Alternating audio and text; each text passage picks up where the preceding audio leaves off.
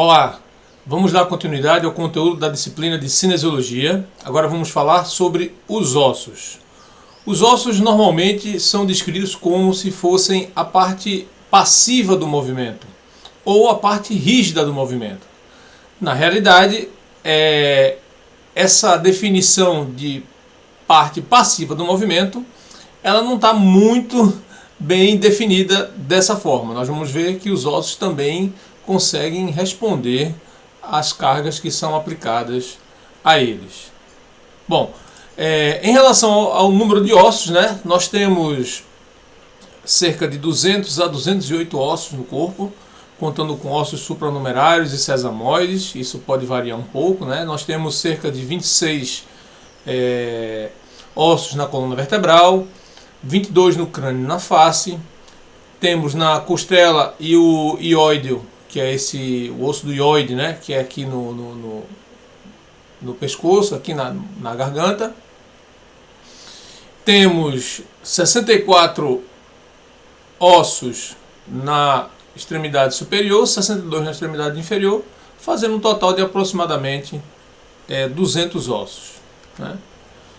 Os ossos eles podem apresentar vários formatos. Eles podem apresentar formatos dos ossos longos, os ossos curtos, no caso aqui da patela, aqui do húmero, aqui a patela, os ossos irregulares como o osso do quadril e o osso achatado, né, que é o osso da escápula. Ao contrário dos músculos, que tem basicamente 75% de sua composição de água, o osso ele já apresenta 25% do seu componente de água, né? Entre 60% e 70% a gente tem fósforo, carbono e cálcio, que dão a rigidez e resistência compressiva. O colágeno é uma proteína exatamente que confere essa resistência tensiva, né? A gente vai falar mais à frente sobre quais são essas forças que são aplicadas aos ossos. O tecido ósseo, no geral, ele é classificado em duas camadas com base na sua porosidade, né? Então a gente tem um osso cortical, né, que é um osso mais compacto, é uma organização do tecido ósseo que é mais compacto, tá? E tem porosidade baixa, né? E tem de 5 a 30% do volume ósseo. O osso trabecular, né, é um osso que ele é mineralizado, porém ele tem uma alta porosidade. A gente pode fazer uma analogia aqui, que o osso cortical, né, que é um osso mais compacto, ele aproximaria-se de um pedaço de concreto ou um pedaço de cimento quando seca, né? Aquela coisa bem compacta e bem rígida. No caso do osso trabecular, a gente poderia fazer uma analogia para que vocês entendam que o osso trabecular, a parte trabecular do osso, ele parece aquela pedra-pome, né, que a gente usa para tirar o ceroto lá, a sujeira lá do pé, né? Então eles têm essa característica, um mais compacto e outro mais poroso, né? Tanto que se você pegar uma pedra-pome e colocar na água, ela flutua, né? Então ela tem uma porosidade muito grande, né? Isso permite que a quantidade de ar fique dentro desses poros e que a pedra, no caso, a pedra-pome, flutue, tá? Só fazendo uma analogia, não quer dizer que o osso vá flutuar, né? Então vamos lá. E ocupa 90% do volume do osso. Isso depende do tipo de osso, né? Então tem ossos que a gente tem mais uma parte mais porosa, outra parte menos porosa. Os ossos longos a gente vai ter a parte mais porosa nas extremidades. Então a gente vai ver isso com calma mais à frente. A gente precisa falar sobre os osteoblastos e osteoclastos, né? Que são, na verdade, são as células que são os osteoblastos e osteoclastos, elas são células que têm a função de manter o equilíbrio entre absorção e formação de célula óssea, né? Os osteoblastos, ele tem a função de criar tecido ósseo, né? Então ele vai se depositando aqui, como a gente vê, ó, nessa microfotografia, a gente vê aqui, ele vai se depositando na parte cortical lá do periósteo e vai gerando tecido ósseo, né? Por sua vez, vou passar aqui, os osteoclastos são mais volumosos, então são células constituídas por vários núcleos e a função dela é de absorção, ela é cheia de organela de absorção. Então o que acontece? À medida que ela vai passando pelo tecido ósseo, ela vai meio que, vamos fazer uma outra analogia aqui, ela vai desgastando o osso, né? Vai retirando aquele material ósseo e liberando o cálcio que sobrou dessa absorção, tá? Na realidade, esse processo que a gente tem de criação e de absorção de ossos é um ponto importantíssimo, principalmente na idade um pouco mais avançada. A gente vai falar disso na outra aula em relação à osteoporose. Então é importante que a gente tenha uma ideia da função de osteoblasto e osteoclasto e entender como esse processo se dá, para a partir daí a gente conseguir entender o que é que ocorre na osteoporose, tá bom? Então, essa quantidade de massa óssea que tem no corpo, né, ela é resultado do seguinte: a gente tem uma quantidade de cálcio ionizado, tá? Esse cálcio ele não é produzido pelo corpo, a gente tem que absorver na nossa alimentação, tá?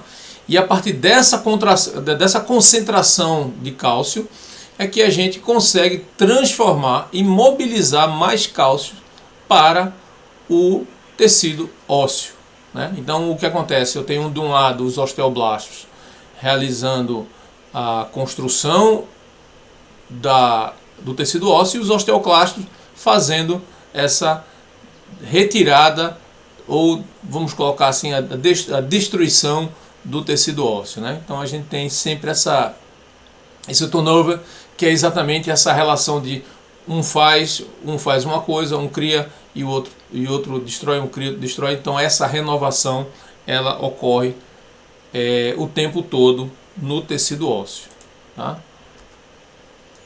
Bom, esse processo, a reabsorção e essa formação, né, é estabelecido a partir de uma área, né? O metabolismo ósseo ele é influenciado por questões hormonais, locais, comportamentais, ambientais, questões de alimentação, né? Atividade física também, que está ligado diretamente à questão hormonal, né? Forças mecânicas, né? Forças elétricas, químicas e magnéticas, né? Toda essa influência no osso, né, e no corpo de forma geral, é capaz de influenciar nesse equilíbrio entre osteoblasto e osteoclasto. Aqui embaixo aqui, ó, tem um link, né? Tem um link aqui, não, aqui, tem um link lá aqui embaixo. Eu vou deixar esse link na descrição para que vocês deem uma olhada exatamente, um vídeo que fala sobre a ação dos osteoblastos e dos osteoclastos, para vocês entenderem melhor essa relação entre esses dois tipos de células, tá? Bom, ele adere a essa superfície e essa cavidade, vão sintetizando colágeno e outras proteínas e são secretadas na cavidade para formar o osteoide. Esse osteoide é basicamente uma matriz óssea que vai aos poucos se formar no osso novo. Isso está relacionado, pessoal, principalmente é o que a gente vai comentar mais à frente, no que diz respeito a, primeiro, a ação de reparação de fraturas, né? E outra questão que a gente vai falar um pouco mais à frente também é a questão do crescimento e desenvolvimento do osso, né? Da infância até a idade adulta, né? Então, o que acontece? Quando o osso quebra em algum local, né?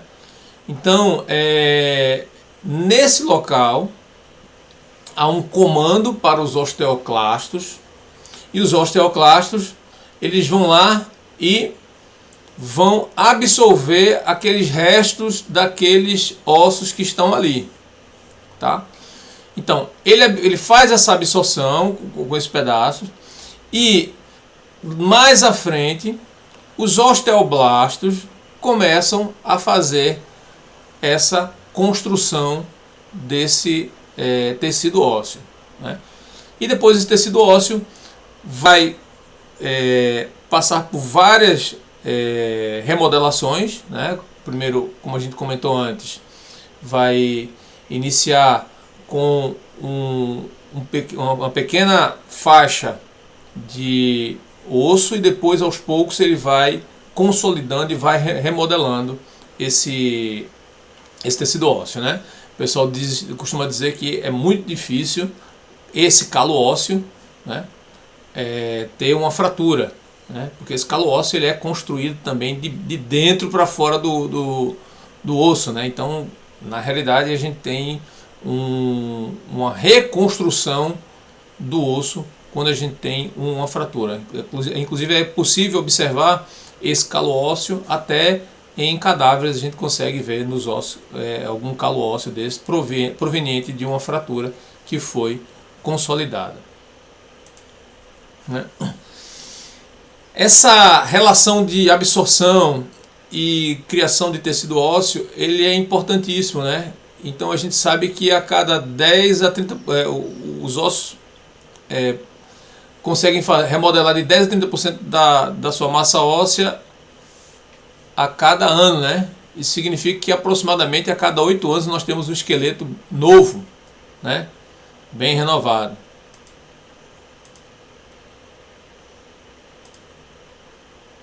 Na relação agora entre o crescimento ósseo, o que a gente vê? Os ossos eles vão crescer em comprimento e vão crescer em largura, né? Então, no crescimento, no comprimento, que vai resultar exatamente no aumento da estatura, principalmente lá no início da puberdade, a gente observa que existe uma linha epifisária, e essa linha epifisária é uma linha basicamente com cartilagem ou início de tecido ósseo, e essa linha ela vai, através da deposição do tecido ósseo, ela vai crescendo longitudinalmente aqui nessa faixa que eu estou aqui mostrando, ó, né? Então essa parte toda aqui a gente chama de linha epifisária, principalmente nos ossos longos, tá?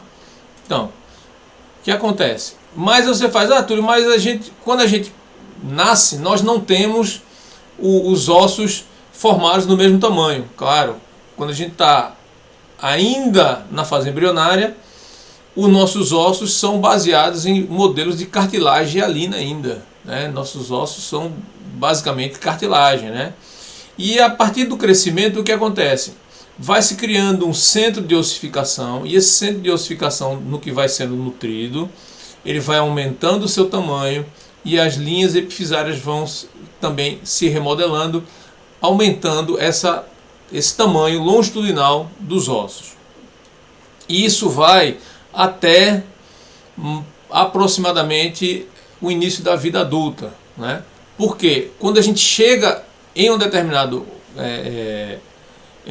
idade, que já é pré-programada, né? Ou é pré-programada ou influenciada por outros aspectos, né? O que é que acontece? Essa placa de crescimento aqui, que ela é bem larga em crianças, ó,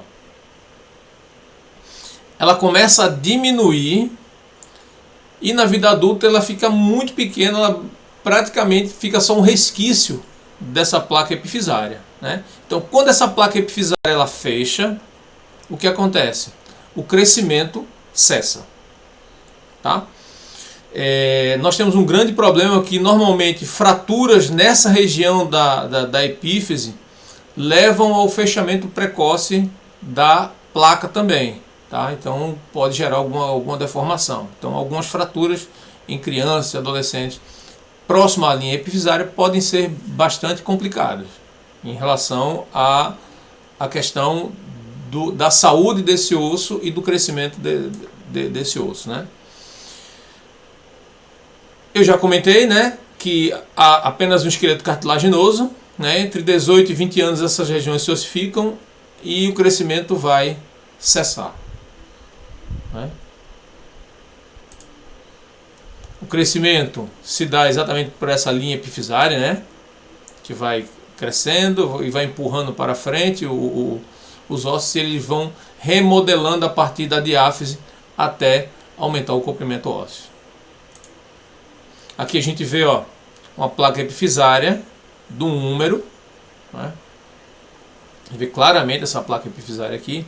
Isso aqui certamente era o húmero de uma criança, ou seja, é possível também estimar a idade de uma pessoa baseado na presença ou não desse disco epifisário, né, dessa placa epifisária. Se estiver presente, certamente também, ou pelo tamanho do ósseo e pela placa epifisária, a gente consegue determinar qual é a idade aproximada de uma pessoa, né?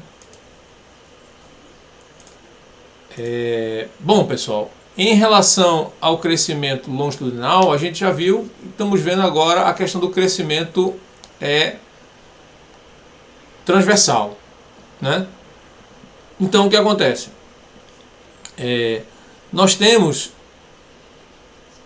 esse crescimento do diâmetro ósseo, e esse crescimento do diâmetro ósseo ele é importante porque ele está relacionado principalmente a quantidade de sobrecarga que eu aplico ao osso, né?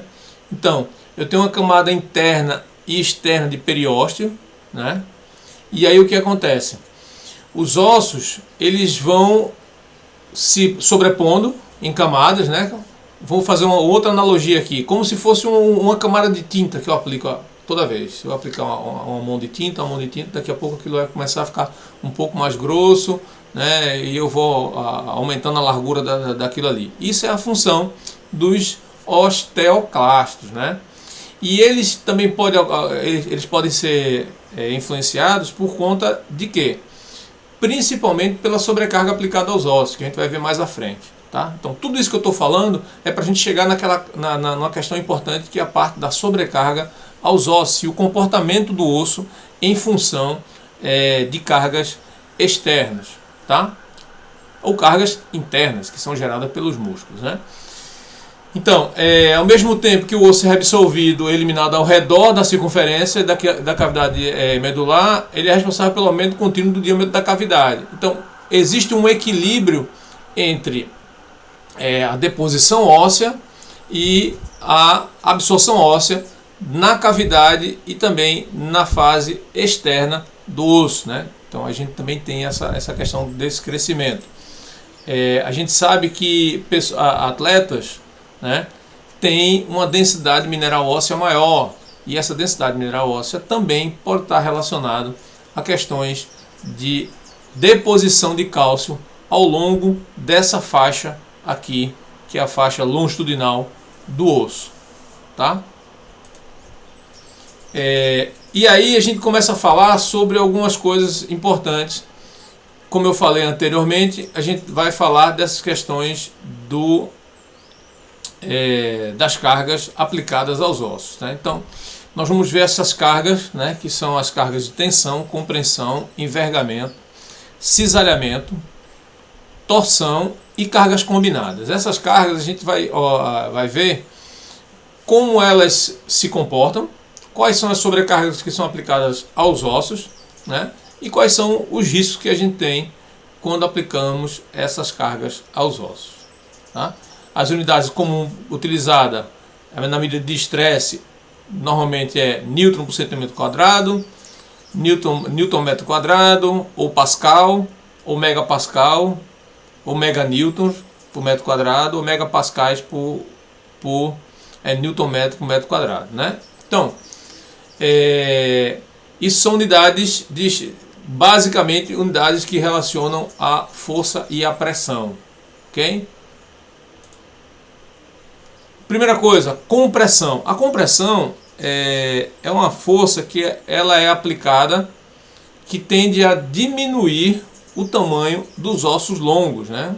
Os ossos curtos também, mas tende a haver uma diminuição no seu tamanho, né? Então a gente tem uma determinada força aplicada de cima para baixo, no caso aqui, né, de baixo para cima, e essa força ela vai comprimir, tendendo a uma diminuição do tamanho longitudinal do osso, tá? A tração ou tensão, né? Vamos falar de tração, é melhor, né? Porque mais na frente a gente vai usar tensão como sobrecarga. Então vamos falar sobre apenas tração, tá? Então a tração é um tipo de força que vai fazer exatamente o inverso da compressão. Vai tender a aumentar o tamanho no longitudinal do osso, né? Então a tração tem essa característica, né? Que no ginasta aqui a gente tem uma força de tração em relação aos ossos do braço e antebraço. Até aí tranquilo. Quando a gente começa a falar de cisalhamento, tá? Significa que eu estou aplicando uma força em um sentido e outra força em outro sentido. Normalmente, o cisalhamento ele tem uma força, são duas forças, em vez de ser uma força, são duas forças que são aplicadas em direções diferentes, né? Por exemplo, eu posso pegar aqui a minha máscara, né, e posso aplicar uma força nesse sentido, e ela vai deformar para cá, e posso aplicar uma força nesse sentido, então ela vai deformar dessa forma aqui, ó, porque eu apliquei uma força nessa direção e outra força nessa outra direção, tá? Isso acontece normalmente, por exemplo, quando você vai fazer um determinado movimento e o músculo traciona o osso para uma posição e eu tenho lá no final do osso uma sobrecarga. Então a sobrecarga vai empurrar a parte distal do osso para baixo e o músculo vai puxar no sentido oposto. Vou colocar aqui como exemplo a rosca direta lá no bíceps, né? Então o peso vai gerar uma força para baixo e o bíceps vai gerar uma força para cima em pontos diferentes do osso do húmero, né, e do rádio, né? Então a gente consegue entender essa questão do cisalhamento. Envergamento, ele poderia ser uma forma de compressão. No entanto, essa compressão ela não é perfeitamente aplicada de cima a baixo. Ela é aplicada nas extremidades do osso. Então, o que acontece? Em vez de ele fazer a compressão, ele faz o envergamento. Esse envergamento ele também pode ser uma compressão, né, ou um tipo de cisalhamento também, né, que promove esse envergamento do osso, tá? Não esqueçam de ler as definições de cada uma das forças, ok, pessoal? Torção, forças de torção também atuam em ossos, né? E podemos encontrar até algumas deformidades por conta de torções de forma crônica, né? Então, a gente pode encontrar alguma coisa nesse sentido. Então, o momento age em um plano perpendicularmente ao eixo longitudinal do osso, né? E outro ponto vai fazer um outro movimento em ação diferente, né? Então é um movimento longitudinal, tá? Que vai levar esse movimento de torção, como você torcer a sua blusa, né? Ou algum tecido.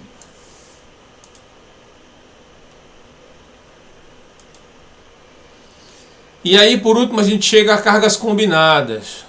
Pessoal, cargas combinadas, elas são péssimas para os ossos, né? Principalmente para a coluna vertebral. Por quê? Porque o fato da gente estar sentado ou estarmos de pé, nós já estamos aplicando uma carga aos ossos da vértebra e aos discos vertebrais, que é compressão.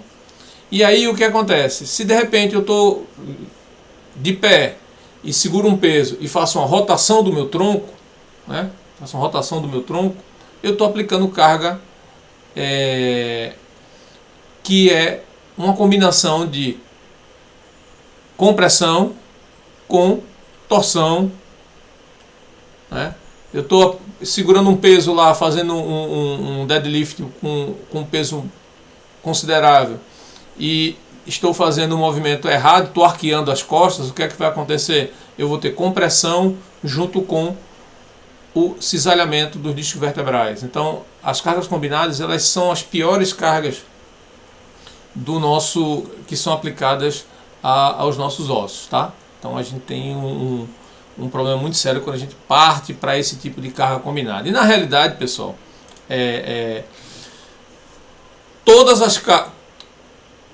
os movimentos que nós fazemos, nós temos mais de uma sobrecarga. A gente já vai estar com compressão, pode ter tensão, cisalhamento. Então, a todo momento, nós estamos aplicando cargas aos ossos, né? E essas cargas, normalmente, usualmente, elas estão sendo combinadas em algum momento. Túlio, isso é um problema? Não. Isso seria um problema se os nossos ossos fossem exatamente a parte passiva do movimento. Mas os nossos ossos, assim como os músculos, eles conseguem se adaptar ao tipo de sobrecarga aplicada. Tá? Então, ó, quando a gente olha aqui, ó, o osso cortical, né, que é aquela partezinha mais longitudinal do osso, não a parte lá do que a gente chama dessa área aqui, que é a área da epífise, né? Então, o osso cortical, ele resiste mais ao estresse de compressão, depois ele resiste mais ao teste de tensão, e depois ele é menos resistente ao cisalhamento. Tá? Então, aqui mostra que a capacidade dos nossos ossos é de suportar mais a compressão do que o cisalhamento. E depois eu vou mostrar mais à frente uma aplicação prática disso aí e vou provar para vocês que de fato isso acontece, né? Bom, eu preciso comentar uma coisa importante sobre o osso trabecular. A gente falou sobre o osso cortical e a gente está falando agora do osso trabecular, né? Isso aqui é o osso do calcâneo, tá? Cerrado mais ou menos na metade, tá? E a gente observa o seguinte, que o osso do calcanhar, ele não é um osso completamente rígido, né? Ele tem uma série de trabéculas aqui, ó, né? Uma série de trabéculas aqui.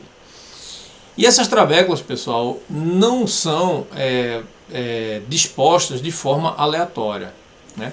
A gente consegue observar aqui direitinho, aqui, ó, no finalzinho, na parte mais externa, nós temos um osso mais compactado, tá vendo? Temos um osso mais compactado aqui. E no centro, ó, o osso mais compactado, né? Aqui em cima vem o talos, né? Aqui em cima vem o talos. Que acima do talos vem a tíbia e a fíbula. Então nós temos num ponto ele mais compactado e no centro ele mais voltado para um osso mais trabecular, né? Agora observem o seguinte, é possível verificar uma coisa aqui, ó. Determinadas linhas em que as trabéculas elas são posicionadas. Por que isso acontece? Porque essas linhas de força das trabéculas elas são desenhadas especialmente para transmitir a força aplicada de cima para baixo, né? Então essas linhas de força que eu porcamente coloquei aqui, que a gente consegue perceber, né, de uma forma bem um padrão bem aleatório, ela ocorre de uma forma muito bem estruturada e muito bem organizada. Olha só, essas trabéculas, né? Deixa eu falar um pouco mais sobre as trabéculas, que é esse tecido esponjoso, né? Ele suporta, eles não são dispostos ao acaso, tá? Eles têm uma função. Ele tem direções de acordo com a linha de força que suporta. Segundo Wolff, né, que foi um cientista que descobriu essa região trabecular dos ossos, né, ele diz que a cabeça do fêmur alinha-se nas direções principais do estresse gerado durante a aplicação de uma carga. Olha aqui, ó. Então, quando você aplica a carga, essas linhas de força, elas vão aplicar a força diretamente para a parte do osso cortical, que é o osso mais compacto, tá vendo? Faz, Túlio, e se um dos nossos ossos fossem totalmente compactos? Quando a gente aplicasse a carga, ele iria quebrar com mais facilidade. Além de serem mais pesados, ou seja, a gente teria que ter mais massa muscular para poder levantar a quantidade de massa óssea que a gente tinha, né? Então, essa é uma solução simples da natureza e fácil, né? E essas trabéculas aqui, elas se dispõem dessa forma. Essa situação e essa organização das trabéculas, ela é tão interessante que o próprio ser humano imitou a engenharia, né? Então você teria, por exemplo, aqui a Torre Eiffel, que tem 305 metros de altura. Se ela fosse uma torre completamente compacta, ela não aguentaria o próprio peso, né? Como ela tem esse formato, né, em que as linhas de força vão sendo estruturadas de cima até os seus 4 pés, a torre consegue ser mais leve e suportar as intempéries da natureza, assim como ventos e uma série de outras coisas, né? Então é interessante, principalmente nos ossos longos, a gente tem essa estrutura trabecular com essa função específica para suportar e fazer a transmissão dessa carga aplicada na parte da epífise dos ossos, né? Quando a gente fala de fadiga ou de lesões aos ossos, a gente tem que entender duas coisas. Primeiro, que a fadiga é uma coisa multifatorial. Se eu já falei para vocês, não quer dizer que eu tenho uma única a única variável e essa única variável resultou em fadiga. Não, em lesão. Não. Então a lesão ela é multifatorial, né? Então, normalmente a gente pode ter uma carga traumática nos ossos ou aplicada de uma vez, né? Uma carga muito grande aplicada de uma vez, ou uma carga de uma magnitude menor em várias vezes, né? Então, é o que a gente chama de uma carga traumática ou uma lesão por esforço repetitivo, né? Que a gente tem muito também em movimentos laborais, né? Repetição de muitos movimentos laborais. Uma coisa que eu preciso chamar a atenção de vocês aqui é o seguinte: eu já comentei em algumas aulas com os alunos sobre essa questão do estresse mecânico. Toda a estrutura ela tem uma capacidade de resistir ou responder a algum tipo de tensão. Entenda tensão aqui como estresse, tá? E não tensão lá que a gente chama de tração, tá? Então, entenda a tensão, a magnitude da tensão e a capacidade desse tecido em deformar, certo? Então nós temos, quando a gente aplica uma carga a um determinado objeto, o que acontece? Esse objeto deforma. Se você aplicar uma carga a esse objeto, tirar essa carga e esse objeto volta para a mesma posição que estava antes, significa que a quantidade de tensão ou a quantidade de carga que você aplicou nesse objeto foi apenas até a região elástica. Elasticidade é a capacidade, a grosso modo, é a capacidade que um objeto tem de, quando você tirar a carga sobre ele, ele volta ao seu tamanho original, né? Além disso, da força da região elástica, a gente tem a região não elástica ou região plástica, né? É a mesma coisa. E aí o que acontece? Na região não elástica, significa que aquela carga foi grande o suficiente para que, quando eu tirasse a sobrecarga, esse objeto ele não volta para a sua posição original. Ele tem uma deformação, porque eu saí da região elástica para a região plástica. E além da região plástica, eu tenho o ponto de ruptura, ou break point, que é o ponto exatamente em que eu tenho, no caso, teria a fratura óssea. Se a gente tivesse, como a gente está falando de osso, a gente tem essa questão. No entanto, pessoal, o que a gente precisa entender é o seguinte, é que quando a gente vai falar disso, entendido essas questões voltadas ao coeficiente elástico, coeficiente não elástico e ponto de ruptura, a gente observa o seguinte: o comportamento do osso ele é diferente de outros materiais, né? Então, por exemplo, o metal eu tenho um comportamento muito maior, aumento bastante a tensão, isso vai lá para cima, e aí é que ele vai deformando devagarzinho. A capacidade de deformação do vidro não é tão boa à medida que a tensão aumenta, por isso que o vidro quebra rápido. Ah, Túlio, o vidro tem coeficiente elástico? Tem, mas é bem pequeno, né? Então, a gente observa aqui nesse comportamento da curva. E o osso, a gente também tem uma curva de deformação óssea até ele chegar lá no breakpoint, certo? Então, o osso ele precisa ser rígido o suficiente, mas ele não pode ser muito rígido, ele precisa também ser, de certa forma, aceitar uma certa deformação, né? Porque senão qualquer esforço maior a gente teria fraturas horríveis no corpo. Então a gente precisa de um equilíbrio entre a deformação a partir de uma determinada tensão, tá bom? Essa questão dos ossos, né? Eu já comentei sobre o Wolff, né? Ele diz o seguinte, ó: à medida que eu vou aplicando alguma deformação ao osso, e o osso vai deformando, né? A partir das forças aplicadas, né? Ou da compressão. Aqui, por exemplo, eu tenho um envergamento, né? No osso. A disposição, eu estou falando isso a nível de micrômetro, tá, pessoal? Então o osso ele vai envergar aqui. No que ele enverga, o que acontece? Os íons de cálcio geram um potencial elétrico, e esse potencial elétrico faz com que haja uma ação de osteoclastos, colocando e depositando mais cálcio e mais tecido osso naquele lugar que está sendo estressado. Ou seja, os ossos eles respondem aos estímulos, né? E a resposta aos estímulos do osso é exatamente a partir das cargas aplicadas aos ossos, levam a uma maior deposição de tecido ósseo ali onde está sendo estressado.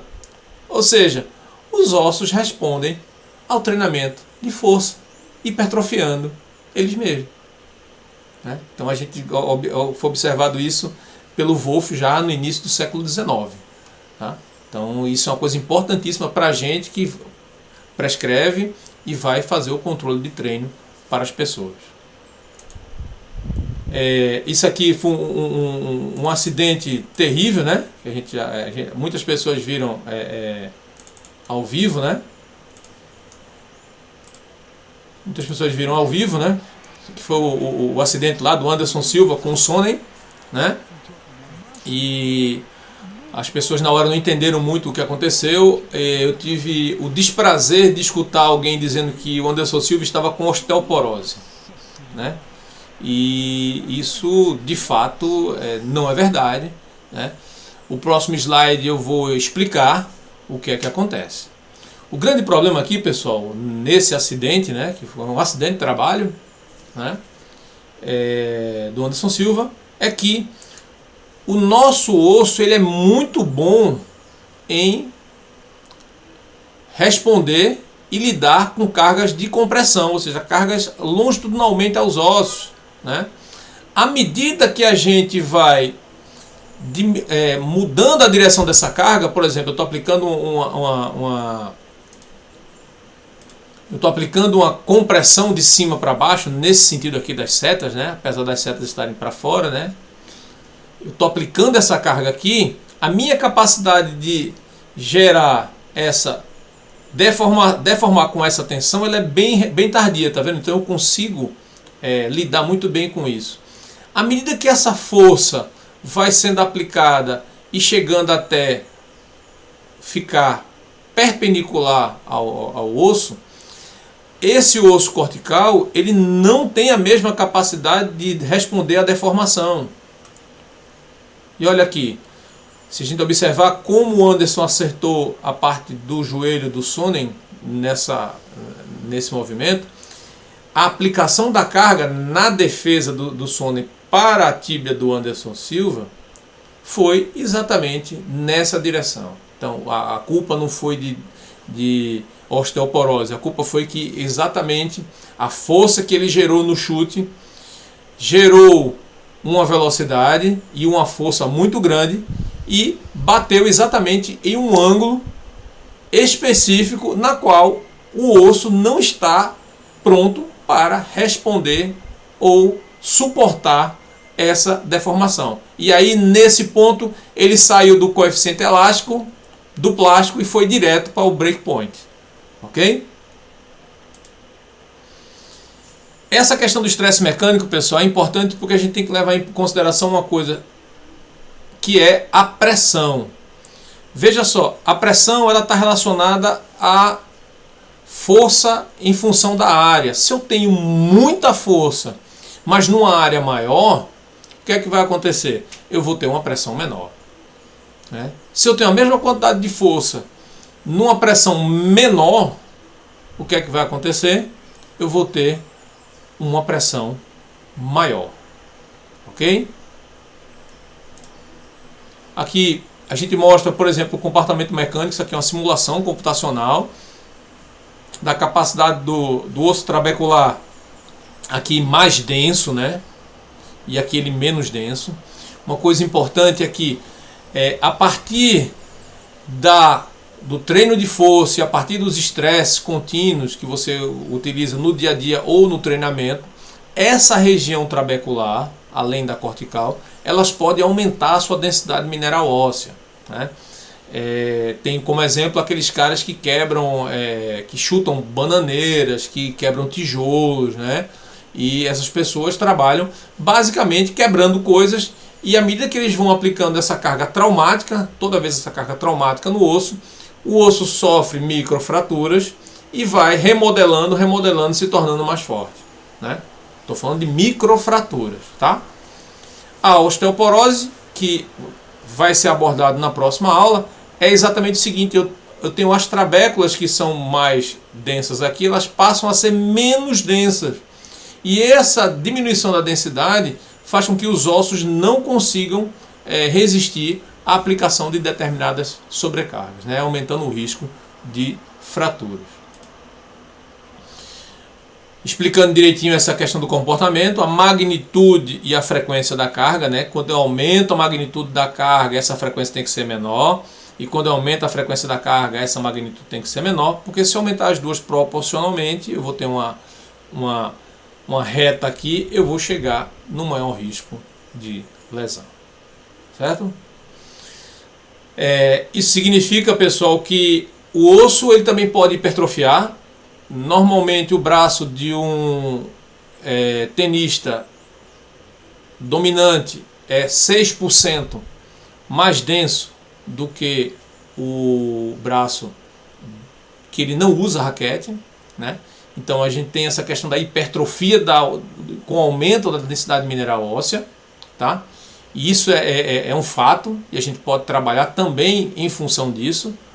Ou seja, já se sabe que o aumento da densidade mineral óssea é proporcional ao aumento da força muscular. Ou seja, aumentou a força muscular, houve hipertrofia muscular, a gente tem um aumento da densidade mineral óssea, porque os ossos também são estressados e eles também respondem ao treinamento.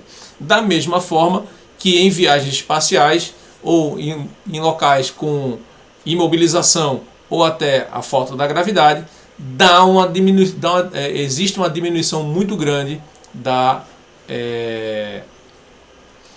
dessa densidade mineral óssea. É um dos problemas que a NASA tem tido exatamente nesses voos espaciais. Ok? Então, nós terminamos a aula de ossos por hoje, né? E a próxima aula, que já está online, é a aula sobre osteoporose. Ok, pessoal? Grande abraço e até mais!